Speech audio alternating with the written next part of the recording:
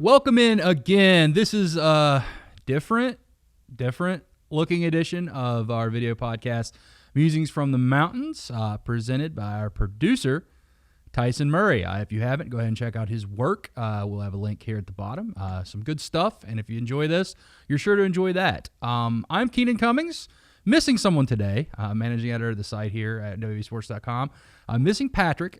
This has been a week with schedule conflicts, so going to try this one solo. We got a lot to talk about, though, so let's just cut through all that and get to what you want to hear about, and that's West Virginia's matchup with Kansas State. West Virginia's going on the road to play a Kansas State team that is 6-3 in their first year under Chris Kleiman. A good football team, an experienced football team. People have asked me quite a bit, what's the difference between Neil Brown's team in his first year and Chris Kleiman's team in his first year?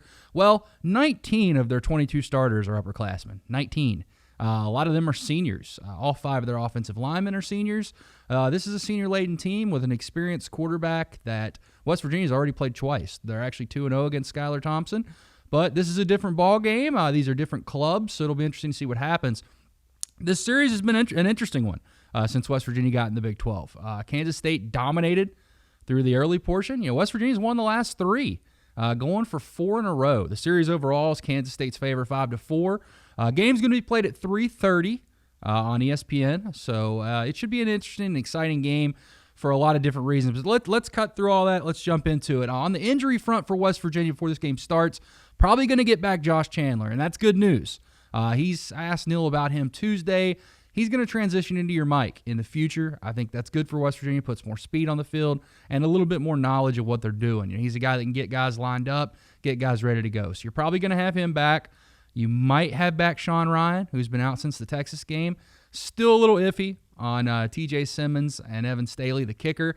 Those guys are up in the air. Drayshawn Miller, not yet. Could be here in a few weeks. But that's what you're getting on the injury front. When it comes to quarterback, everybody's asking about quarterback. West Virginia played 2 last week, as we all know. Jared Dagey finally got in the game. Teach me how to Dagey, indeed. He did a good job. I think that he did what he needed to do in that limited time. He took what was there, went underneath. Austin Kendall is continuing to go up and down. Neil wouldn't tell us the plan. He has a plan. He made it clear he has a plan for the quarterbacks, but he's not going to tell us. And really, it does no good to tell us at this point because all you're doing is tipping off your opponent. So we're going to see. I think it's clear, though, at least maybe from me reading too much into what he's saying, if Jared Dagey wasn't in the picture, he would just declare Austin Kendall the starter, and it was his job. I think it's clear that in some capacity, both quarterbacks are likely to play. Again, that's more me speculating than knowing, but I feel like the way Neil's been pretty upfront with how he's done things to date, that kind of falls in line. Jared Bartlett is going to be redshirted. I think there were some questions of whether he would have to play over the next couple games. There's 3 games left. He can play in 2 more. It's clear he is going to be redshirting in at least one of those. So West Virginia, personnel-wise, I think you're up to speed. Let's look at the game. Kansas State, I told you, it's an experienced team. Offensively, this is what they're going to do. They're going to run the ball. They've only attempted, I think, 210 passes all year. They have over 1,700 rushing yards on the year. Compare that to West Virginia. They have 682 yards. This is a team that's going to ground and pound. A lot of design stuff for the quarterback. Skylar Thompson is mobile. He can throw the football, and he has been efficient when he does. But this is a team that wants to run the football, kind of controlled passing game, efficient passing game when they have the football. 2 guys that they throw to a lot, Dalton Schoen and Malik Knowles. Both of those guys are pretty much your prime of the passing tree. They both have quite a few targets. Only 2 other players on the team even have over 20 targets this season. So when they do throw the football, they're going to look for them. Go back to running, though, which is this team's strength. James Gilbert, their leading rusher, is hurt. He did not make the trip to Texas. I am told by our Kansas State affiliate he could play this weekend, but if he does play, they expect him to be limited. That means another graduate transfer, and Jordan Brown's going to get another crack at it. They have some other guys, too, that will carry the ball. But this is a football team that's going to rely on a veteran offensive line with 5 seniors. They're going to try to run the football, and they're going to take kind of what's there in the passing game. They can throw the ball. Don't be confused by that. They absolutely can.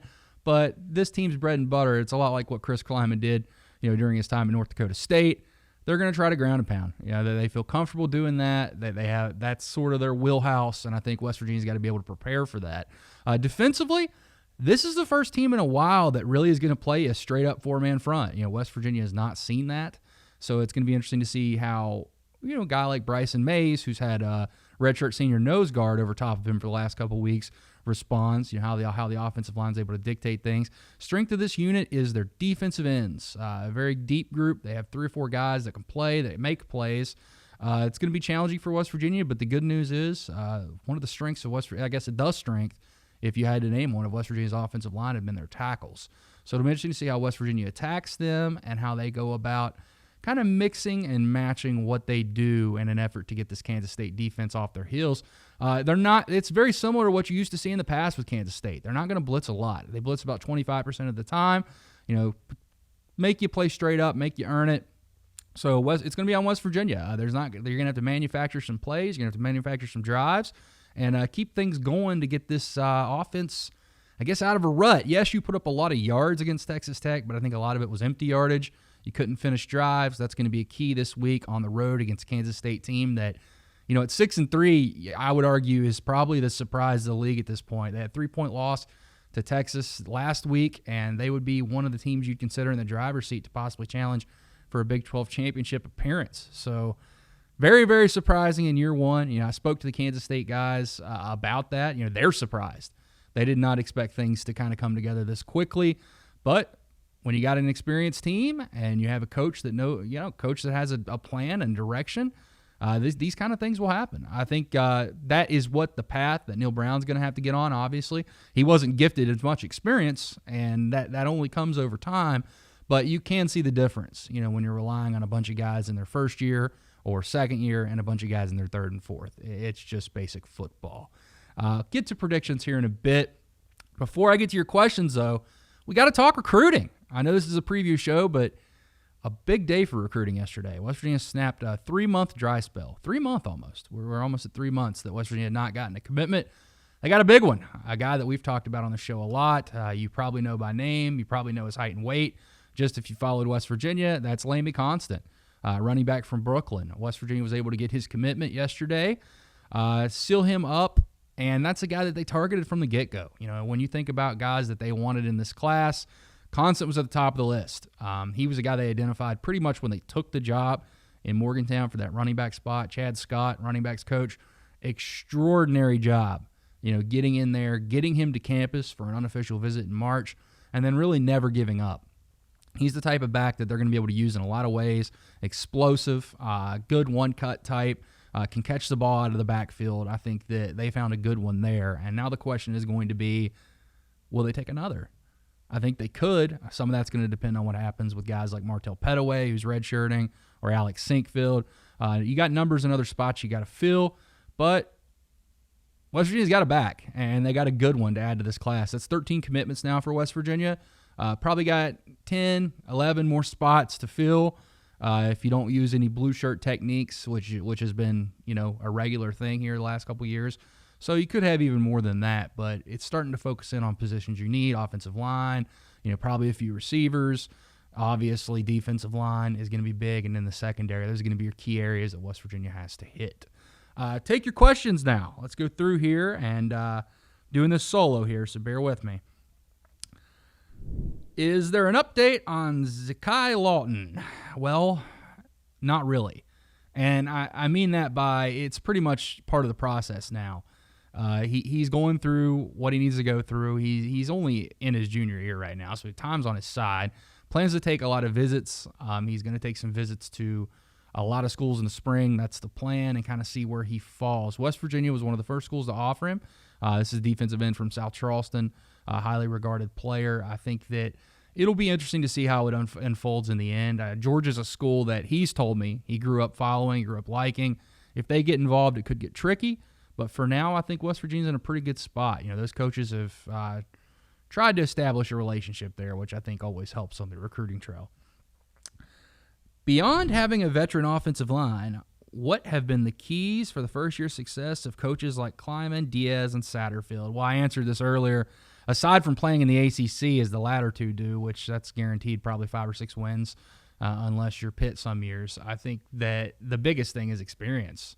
This West Virginia team was already thin on that, and they've been hit with a lot more. And I know you're tired of hearing that 9 games into the year, but that's the truth. There's not very many teams. West Virginia played 44 players Saturday against Texas Tech, 44 on offense and defense, not including special teams. 22 were freshmen or sophomores. 9 were juniors.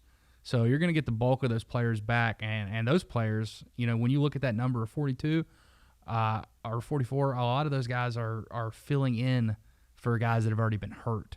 So it'll be interesting to see, how this comes together next year. I do think there's a lot of guys coming back.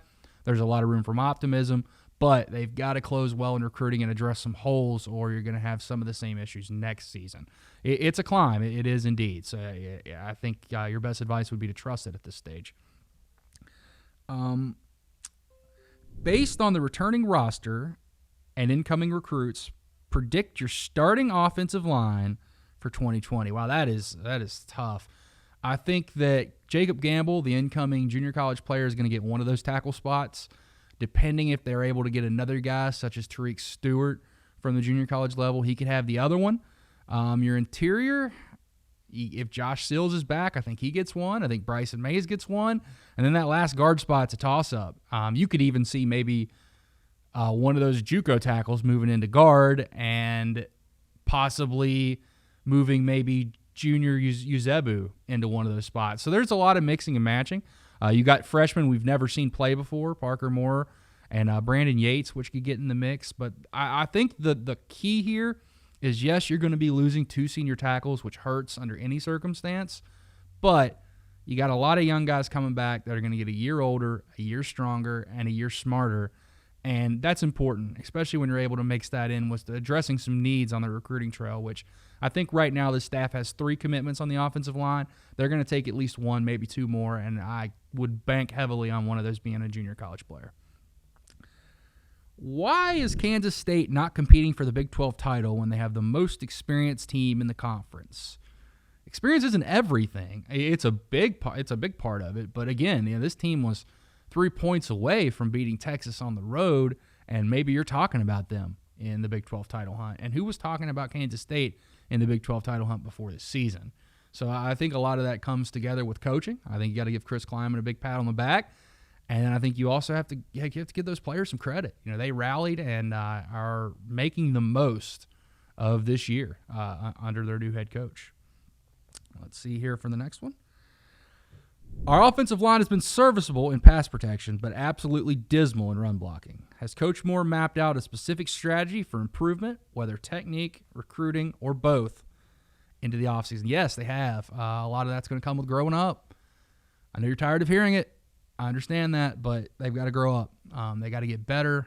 They have to find a way to get stronger, and that's not going to come overnight. That's the hardest position to develop fast. It's the hardest position to project. You go back and look at recruiting rankings, there's 4-star, 5-star offensive tackles that do nothing in college quite frequently. And then you have 2-star guys that played basketball that are NFL starters. Look at West Virginia here of late. Some of their highly recruited offensive lineman guys haven't panned out as much. But you got guys like Colton McKivitz and Yadni Kajust, which took time, which developed, and are NFL players or prospects. So it's a tough position. It really is. It's the toughest on the field. You got to develop guys over time, and you got to trust in the process in a sense that you think this guy might be this, but it might take 2 or 3 years to get to that. That's why you don't see a lot of redshirt freshmen playing unless they have to, or they're just really, really good. That's pretty much what you have to wait. It's a waiting period. I think they're going to address some of their issues with recruiting. I think some of the guys they're bringing in are going to help, especially Jacob Gamble. And if they add another JUCO player, that's going to help. But it's going to take time. Unfortunately, that is the best remedy to this situation, because these guys that are freshmen, that are sophomores, they're only going to get older, and that's only going to lead to better things for West Virginia on the offensive line. There are your questions. Addressed them. I hope you had fun with that. I did. It was a lot more challenging to look myself as opposed to just glancing over at Patrick all wild-eyed.